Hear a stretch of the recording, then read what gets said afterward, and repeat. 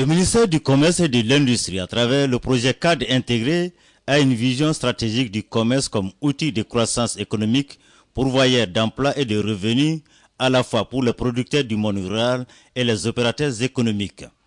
Le développement assuré de certaines filières comme la mangue, le karité, la gomme arabique et bien d'autres atteste le bien fondé de la politique nationale et diriger le commerce comme vecteur de développement économique.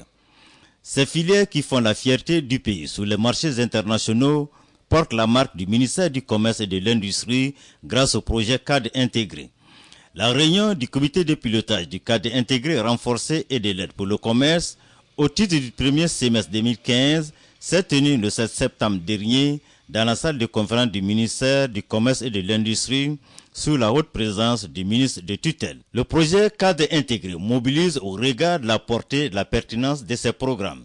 Ainsi, la réunion a regroupé secrétaires généraux, directeurs nationaux des différents départements ministériels, les représentants du secteur privé, les institutions et chambres consulaires du Mali, le facilitateur du programme qu'est le Royaume du Danemark et le PNUD, partenaire stratégique du projet cadre intégré depuis 10 ans. Un beau monde donc pour présenter les activités réalisées au cours du premier semestre 2015 par l'UMOSI, valider les plans de travail annuels révisés en cours. Il importe de noter ici les projets d'appui aux filières agroalimentaires d'exportation FIAGRO, projet d'appui au cadre intégré du commerce catégorie 1 phase D, du projet de renforcement des capacités productives et commerciales de la filière gomme arabique catégorie D et du projet d'unité de transformation des fruits de Yamfoila Ultrafruits. Le ministre du Commerce et de l'Industrie a remercié les partenaires qui accompagnent le projet cadre intégré dans sa quête de plus-value pour des activités s'inscrivant dans le développement socio-économique du Mali. Au nombre des activités réalisées au du ministre, il faut retenir l'appui à l'amélioration de la qualité des mangues destinées à l'exportation par la couverture phytosanitaire de 5000 hectares de vergers de mangue, les bonnes pratiques agricoles, l'acquisition des équipements pour le traitement phytosanitaire et l'appui à l'exploitation de l'unité de transformation des fruits de Yamfoila, c'est à travers la production de confitures, les ventes promotionnelles, la recherche des partenariats et l'accompagnement à la certification ISO 22000 déjà acquise. Il y a lieu de mentionner aussi le projet de renforcement des capacités productives pour la mise en place des sociétés coopératives dans le cadre de la gomme arabique en vue de créer l'interprofessionnalisation et l'appui à une unité de concassage de la gomme arabique à Sandaré. Tous ces points donnent une forte impression du projet cadre intégré, un modèle de réussite. Le fait marquant de l'année 2014 est l'augmentation des exportations des mangues transformées, ce qui traduit la justesse de la politique mise en œuvre par le gouvernement dans ce secteur d'une part, et la volonté du secteur privé national à transformer des produits agricoles pour créer de la valeur ajoutée. Les exportations de mangue en 2014 ont rapporté aux acteurs plus de 20 milliards de francs CFA. En ce qui concerne la filière mangue, l'exemple est là, et je crois que c'est l'exemple le plus probant qui illustre, c'est que quand nous commencions en 2005, le Mali n'a exporté que 2915 tonnes, et les statistiques de l'année dernière nous donnent en tout 37 000 tonnes de mangue exportées, toutes qualités confondues. Quant aux nouvelles activités, il est question de la participation des cadres intégrés à la foire internationale de Dakar pour le partage d'expériences avec le Sénégal sur l'approvisionnement en emballage de produits agricoles transformés. Vous n'êtes pas sans savoir que le problème principal que les produits agricoles rencontrent sur les marchés internationaux, c'est d'abord des questions d'emballage et de traçabilité. C'est pourquoi cette coopération avec le Sénégal, qui a déjà une expérience avérée en la matière, est indispensable pour permettre à nos exportateurs de bénéficier de produits d'emballage performants et acceptés sur les marchés internationaux. En appui à la DNCC, l'appui ira à la filière bétail-viande en vue de renforcer les capacités des acteurs. Il s'agira de la réalisation de fourrages, d'abreuvoirs, de construction de magasins de stockage d'aliments bétail, d'aménagement des parcs de transit pour le bétail et une meilleure gestion des abattoirs du Mali. C'est une ambition légitime qui est fondée sur la réalité. Et vous savez que notre pays est un pays à vocation agro-pastorale. Et déjà nous, au niveau du ministère du Commerce, nous avions réalisé une étude en 2004 avec tous les partenaires, une étude au plan national que nous avons appelée l'étude diagnostique pour l'intégration du commerce, c'est-à-dire l'approche du développement sous la vision du commerce. Et de cette étude, il ressort déjà qu'une des opportunités que nous avons, c'est justement la filière bétail et sous-produits, notamment de la viande, opportunité d'exportation dans la sous-région. Et cette ambition, nous ne l'avons pas perdue, elle se fonde justement sur cette réalité-là. Et vous savez, d'antan, le Mali vendait de la viande en Côte d'Ivoire. La SONEA, à l'époque, exportait de la viande sur la Côte d'Ivoire. Et donc, c'est cette vision que nous avons. Mais il faut dire aussi que l'actualité nous y oblige à revenir à cette ambition. Pour la simple raison, c'est que vous savez que ces derniers temps, il y a eu une hausse relativement importante du prix de la viande sur les marchés dans les villes urbaines. Et ce qui nous a fait revenir encore, justement, d'où la réorientation que nous donnons à nos activités pour y accorder toute la priorité que cela mérite. C'est-à-dire que au Mali, il s'est passé que dans cette filière, la filière bétail, viande et autres sous-produits, le Mali s'y est attelé de tout temps. Mais seulement,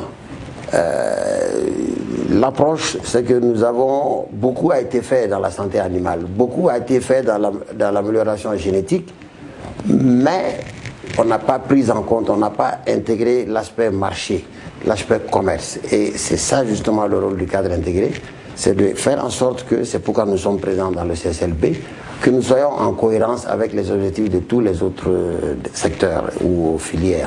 Et c'est ainsi qu'on va s'associer à la réflexion. Maintenant, intégrer dans la réflexion pour le développement de cette filière l'aspect marché et l'aspect commerce. Nous avions avec déjà la DNCC, avec laquelle nous allons travailler en étroite collaboration, mais qui pour l'instant va piloter l'activité, faire les activités. Nous sommes déjà arrivés après une première réflexion en nous rendant compte que la filière n'est pas du tout, il y a un problème de structuration. À titre d'exemple, c'est que le circuit de commercialisation des animaux vivants jusqu'à l'étal du boucher, il y a trop d'intermédiaires. Et c'est des questions qu'il faut revoir pour voir comment on peut restructurer la filière afin, non pas d'éliminer, mais de faire en sorte que vraiment le circuit de commercialisation ne soit pas une raison pour agir sur les prix et faire monter les prix, pour des raisons non fondées, sans apport économique. Ça, c'est un premier aspect que nous allons gérer. Mais d'ici là, à la demande des acteurs même de la filière, il y a un certain nombre de mesures que nous allons réaliser tout de suite, avant la fin de l'année. Et avant cette fin d'année même, pour l'année prochaine, c'est une instruction du ministère, du ministre en particulier, c'est que nous allons nous asseoir avec tous les protagonistes qui sont impliqués dans le développement de cette filière. Je veux parler de la direction nationale d'NBIA. Je veux parler des partenaires techniques et financiers qui ont toujours accompagné la filière, notamment de l'USAID, qui a un programme de croissance économique durable. Je veux parler de notre facilitateur, le Royaume du Danemark, qui déjà est en train de mettre en place certaines infrastructures au titre des collectivités territoriales.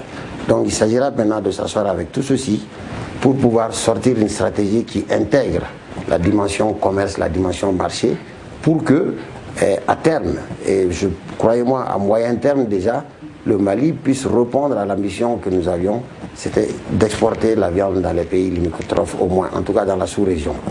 Mais je m'empresse de faire le lien déjà avec le marché intérieur. Parce qu'on pourrait se dire, nous allons travailler à l'exportation de la viande, alors que chez nous-mêmes, le prix de la viande n'arrête pas de flammer de temps en temps. Mais cela est très simple.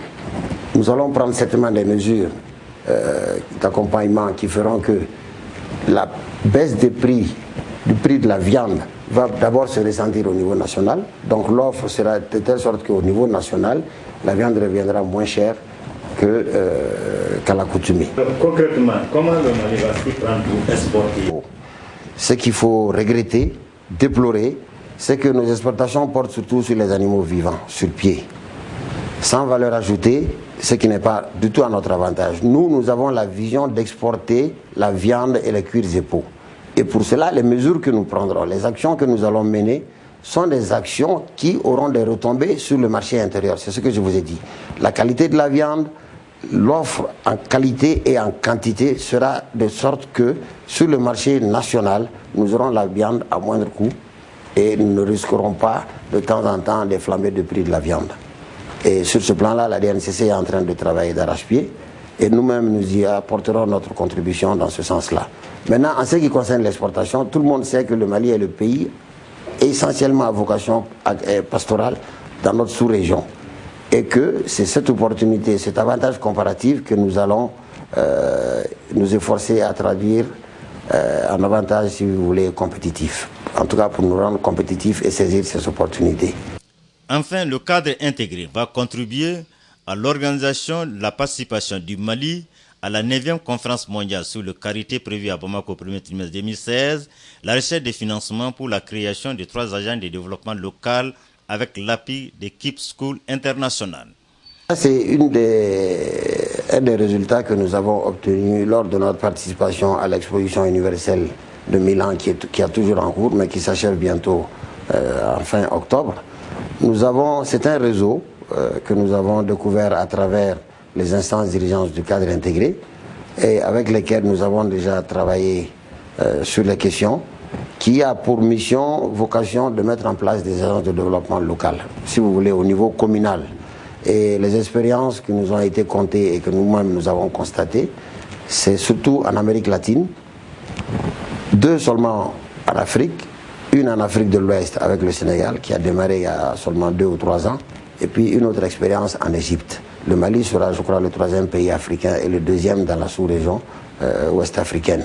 Et ces agences-là vont s'appuyer, chacune des agences va s'appuyer sur les opportunités locales, de développement local, pour créer en quelque sorte une sorte de pôle autour des activités majeures pour que le développement économique puisse être, pour susciter le développement économique. Pour le programme Gomme Arabique, l'on mettra sur pied un système de gestion de la qualité au sein des unités de transformation et accompagner celle-ci à la certification, réaliser des points d'eau pour l'entretien des pépinières et l'arrosage des plants au moins pour les 2 premières années et assurer la plantation de 10 000 hectares de gommiers. Nous venons de terminer la mise en place des sociétés coopératives conformément à l'acte OHADA. Nous en avons créé plus de 150 avec les acteurs, familles professionnelles je veux dire, les producteurs, les collecteurs et les exportateurs. Nous avons fini avec 9 cercles, nous sommes déjà au niveau cercle et nous allons continuer avec le niveau région. Du niveau région, c'est fait de manière concentrique. Du niveau région, nous allons monter pour faire un appui avec l'APECAM. Nous allons mettre en place l'interprofession de la filière Gomme Arabique. Mais ce qui reste à faire maintenant, c'est d'aller dans l'opérationnalisation elle-même. C'est le renforcement des capacités des acteurs, notamment pour la préservation et la conservation de la ressource. Nous avons une série de formations, les modules sont déjà prêts, nous attendons seulement le moment propice avec l'état végétatif des arbres, notamment après la saison des pluies, vers la fin du dernier trimestre jusqu'au premier trimestre, pour rentrer dans le vif du sujet avec la formation des acteurs en technique de saignée, conservation des arbres et aussi la plantation de 10 000 hectares. Nous sommes en phase d'acquisition de semences.